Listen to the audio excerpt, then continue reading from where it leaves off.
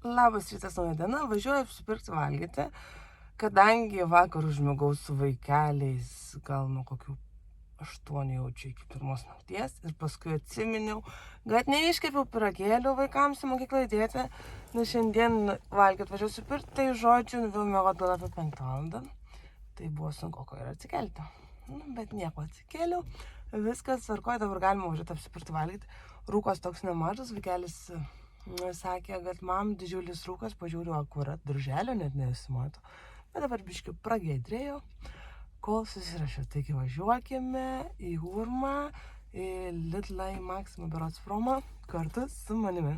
Mėlyje mano, naktinis turgus nedirbom, nes tas rūkas milžiniškas ir dabar dar jisai matosi. Tu, manau, dauguma žmonių net nevažiavo tam, kad liktų gyvi, nes milžiniškas buvo rūkas, tai tikrai. Apsipirkau Didmenos skyriui, pažiūrėkite, ką įsigijau. Nusipirkau bulvę, kainavo 5 eurai maišas. Tada nusipirkau kalafiorų, euras po kilą buvo. Tada nusipirkau agurkų, morkų ir šieną skyriau spanguolių, nes spanguolės kyla labiau apsimokant pirkti negu sėklų skyriai.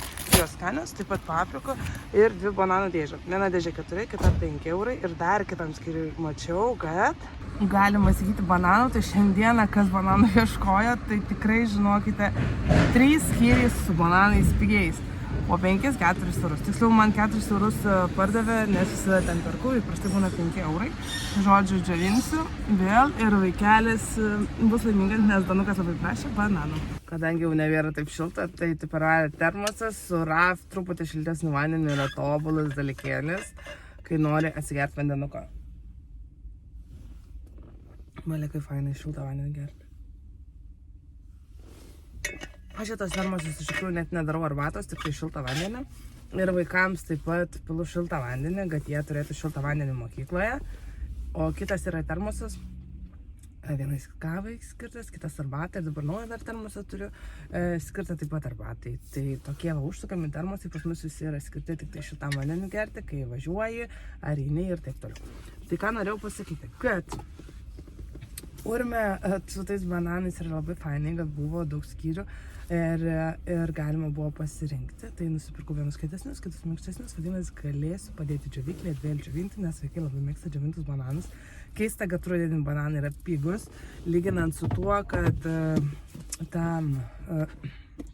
vasarą jų iš tikrųjų negalima buvo nusipirkti normalią kainą. Tai galima tik buvo įsigyti tą didesnę kainą negu įprastai. O man geriau pirkti pigiau, sutaupyti ir žinoma padaryti kažką skanaus. Parvarė dėžutės. Visose mašinuose iš tikrųjų yra. Drėgnas servetėlės, valyti rankytės ir noriu parodyti, ką aš kepiau naktį, kaip kad sakiau, nes tada buvo tamsu ir nerodžiau. O dabar jums parodysiu, kągi kepiau. Ir įsidėjau savo pavalgyti, nes išalstu kai kada, o dabar kažkaip labai alkanai jaučiuosi, kai nuvėjau. Pamiegojau kelias valandas po to, po padirbimo. Taigi, tie sausainukai į dėžutę įdėti, dubenuką, jokio skirtumo kur, svarbiausiai skanus. O perlaušiu ir parodysiu. Tie, kur amerikietiški ten kukis, tai čia tikrai nėra tokie, jie yra visai kitokie. Čia avižiniai su kokosų spanguolėmis, paprastai ir skaniai. Einu pavalgysiu ir važiuosiu toliau. O kur pasimsiu ir jas. Kol pavalgiau tus skanius sausainuko, žiūriu jau po 8, vadinasi galima įti Baivą, nes Baiva jau dirba ir galima įsigyti savo mėgiamiausių prieskonių. Taigi, apsipirkau tomatę ir savo mėgiamiausių paukštienos prieskonių. Nesumaišykite, paukštienos prieskoniai yra skirtingų rūšių, gal 4, berods, sezamais, dar visokie kitokie. Tai šitie paukštienos geriausi ir dar atradau šitus labai skanius prieskonius. Taigi važiuokime dabar toliau su manim, manau, iki Maximos, paskui iki Lidlo, tada iki Urmo grįšime atgal. Visgi ne, persigalvojau. Žiūriu, kad jau po 8 link maždaug 30, tai galvoju, varysiu iki promo, nusipirksiu avižinių ir tada bus galima važiuoti iki Urmo, nes jau turėtų ta moteriškė dirbti, tas sėklų skyrius. Ir tada visur kitur važiuosime drauge. Radau avižinis dribsnis, nėra nuolaidos, bet vis tiek reikia pirkti. Taigi pasirodom, ką nusipirkome Urmo tam Didmenos skyriui. rezinų pakelis, tada yra datulės šitas, tada yra kokoso drožlio kilas ir pusę kilo graikinių riešutų.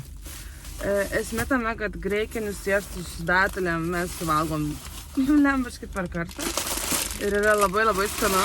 Mano tėčio mėgiamiausias dalykas yra kepintas graikinis riešutas su datulėm. Tai kai važiuojam pas juos, visada pagaminam ir didesnį kiekį tam, kad užtektų visiems. Dabar viskas, iki Maksimos važiuoti ir iki Lidlo, tada važiuoti daiktelius padėti. Ne, dar germaniuko reikia pasimti, kad namo jį parsivežti, nes su tėčiu yra ofise. Taigi važiuokime kartu. Vieną turiu tokį pasibėjimą Maksimui. Seniau savitarną galėdavai apsipirkti, viskas tvarkoj. Dabar savitarna realiai tik 2 kasos dirba už pinigus, kitur yra tik banko kortelė, jaučiu to iš vis jos dings. Tik reikės kasoje stovėti, jeigu dar tos kasos dirbs, nes pramonė šitoj didžiuliai Maksimui, vienintelė kasa dirba. 2 kasos, kur galima grinaisiais, o daugiau visai banko kortelė. Nu ką daryti, jeigu neturi banko kortelės? Tai žodžiu, ilgai ir nuobodžiai laukiu.